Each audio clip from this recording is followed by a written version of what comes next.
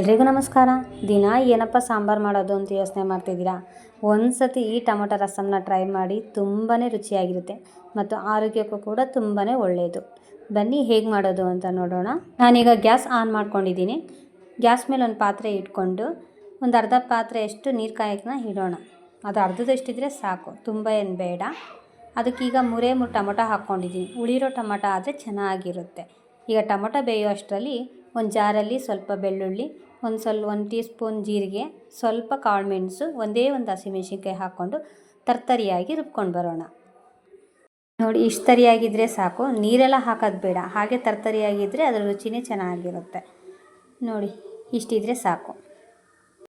Tomato ಬೆಂದಿದೆ ಅನಿಸುತ್ತೆ. Tomato ಬೆಂದ ನಂತರ ತಣ್ಣಗಾದ್ಮೇಲೆ ಸಿಪ್ಪೆನೆಲ್ಲ ಬಿಡಿಸಿ ಒಂದು ಜಾರಿಗೆ ಹಾಕ್ಕೊಂಡು ಸ್ವಲ್ಪ ಹುಣಸೆಹಣ್ಣು ಹಾಕ್ಕೊಂಡು 1 ಟೀ ಸ್ಪೂನ್ ಅಚ್ಕಾರ ಪುಡಿ ಹಾಕ್ಕೊಂಡು ನೈಸಾಗಿ ರುಬ್ಕೊಂಡು ಬರೋಣ. ಈಗ ಒಂದು ಪಾತ್ರೆ ಇಟ್ಕೊಂಡು ಎಣ್ಣೆ ಕಾಯಕ್ಕೆ ಇಟ್ಕೊಳ್ಳೋಣ. ಸ್ವಲ್ಪ ಸಾಸಿವೆ, ಒಂದು 4 ಗೆಡ್ಡೆಯಷ್ಟು ಬೆಳ್ಳುಳ್ಳಿ, ಜಜ್ಜಿರೋ ಬೆಳ್ಳುಳ್ಳಿ ಹಾಕಿದ್ರೆ ರುಚಿ ಚೆನ್ನಾಗಿರುತ್ತೆ. 4 ಒಣಮೆಣ್ಸಿನ್ಕಾಯಿ ಹಾಕ್ಕೊಂಡು ಸ್ವಲ್ಪ ಕರಿಬೇವಿನ ಸೊಪ್ಪು ಹಾಕ್ಕೊಂಡು ನೀಟಾಗಿ ಫ್ರೈ ಮಾಡ್ಕೊಳ್ಳೋಣ. ಈಗ ನಾವು ಆವಾಗಲೇ ರುಬ್ಬಿಟ್ಕೊಂಡಿರೋ ಮೆಣಸು ಜೀರಿಗೆನ ಹಾಕ್ಕೊಂಡು ಫ್ರೈ ಮಾಡ್ಕೊಳ್ಳೋಣ. ಇದು ಚೆನ್ನಾಗಿ ಹಸಿ ವಾಸನೆ ಹೋಗಿದ ತಕ್ಷಣವೇ ರುಬ್ಬಿಟ್ಕೊಂಡಿರೋ ಟೊಮೊಟೊ ಪೇಸ್ಟ್ನ ಹಾಕ್ಕೊಂಡು ಫ್ರೈ ಮಾಡಿ. ಈ ಎಣ್ಣೆಲಿ ಚೆನ್ನಾಗಿ ಫ್ರೈ ಆದ ನಂತರ ಸ್ವಲ್ಪ ಕಲ್ಲುಪ್ಪು ಹಾಕ್ಕೊಳ್ಳೋಣ. ಕಲ್ಲುಪ್ಪು ಹಾಕ್ಕೊಂಡಾದ್ಮೇಲೆ ಒಂದು ಟೀ ಸ್ಪೂನಷ್ಟು ಅರಶಿನ ಪುಡಿ ಹಾಕ್ಕೊಂಡು ನೀಟಾಗಿ ಫ್ರೈ ಮಾಡ್ಕೊಳ್ಳೋಣ. ಇದು ನೀಟಾಗಿ ಎಣ್ಣೆ ಎಲ್ಲ ಬಿಟ್ಕೊಂಡಾದ್ಮೇಲೆ ನಾವು ಬೇಯಿಸ್ಕೊಂಡು ಇಟ್ಕೊಂಡಿರೋ ಟೊಮೊಟೊ ಬೇಯಿಸಿರೋ ನೀರು ಇದೆಯಲ್ವ, ಅದನ್ನು ಹಾಕ್ಕೊಳ್ಳೋಣ. ಇನ್ನೂ ಬೇಕಾದರೆ ಎಕ್ಸ್ಟ್ರಾ ನೀರು ಹಾಕ್ಕೋಬೋದು. ನಿಮಗೆ ಎಷ್ಟು ಬೇಕು ನೋಡಿ ಅಷ್ಟು ಹಾಕ್ಕೊಳ್ಳಿ.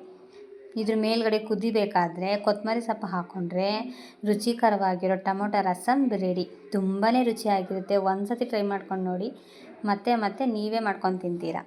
ಹೆಲ್ದಿಯಾಗೂ ಕೂಡ ಇರುತ್ತೆ.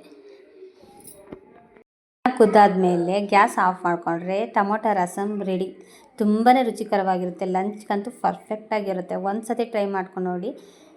ಬಿಸಿ ಅನ್ನಕ್ಕಂತೂ ತುಂಬಾ ರುಚಿಯಾಗಿರುತ್ತೆ. ಈ ವಿಡಿಯೋ ಇಷ್ಟ ಆದರೆ ಪ್ಲೀಸ್ ನಮ್ಮ ಚಾನಲ್ನ ಸಬ್ಸ್ಕ್ರೈಬ್ ಮಾಡ್ಕೊಳ್ಳಿ. Thank you.